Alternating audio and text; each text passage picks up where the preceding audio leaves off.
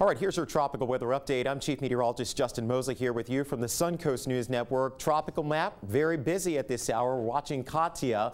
Of course, we have Hurricane Irma and now Jose, which is now a major hurricane on the map, and very impressive to see two eyes on the tropical weather map of two different hurricanes. And this is the Atlantic basin. This is something you would see out in the Pacific Ocean, but again, very unusual to see that at this time. Let's focus in on Hurricane Irma, eye wall right here. You can see the eye is about 20 miles in diameter, closing in on the Turks Caicos, southeast Bahamas, where hurricane warnings continue.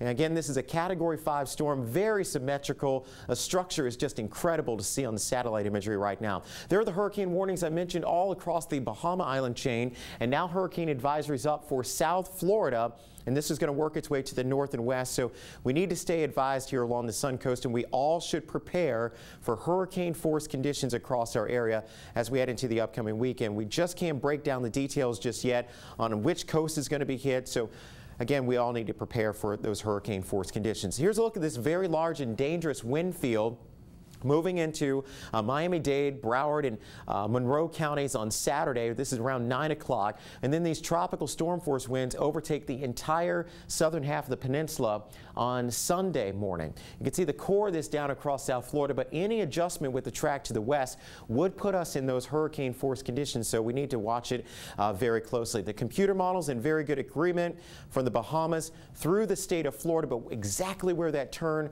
occurs, again, those are details we're still at this hour trying to work out. So here's our European forecast model. This has shifted a little further west. So this is new, making landfall down here around Marco Island, Cape Romano, 10,000 Island region, and then moving up the spine of the peninsula. On a track like this, we would definitely be in hurricane force winds, and then the system works its way up to the north, up across Georgia. This is the GFS American model showing the storm just off the coast of Miami, Palm Beach, and again, Sunday, tropical storm force conditions would be felt here on a track like this. So you see what we're working with here, and any deviation to the west would put us in those hurricane conditions. So we have to prepare for a potential hurricane here on the Suncoast. This is the time of the year, peak of the hurricane season, September 10th technically. So that's one of the reasons we have just so much activity out there over the tropics. We will continue to monitor the latest going on with these tropical systems in the Atlantic with a focus on Irma and bring you updates as necessary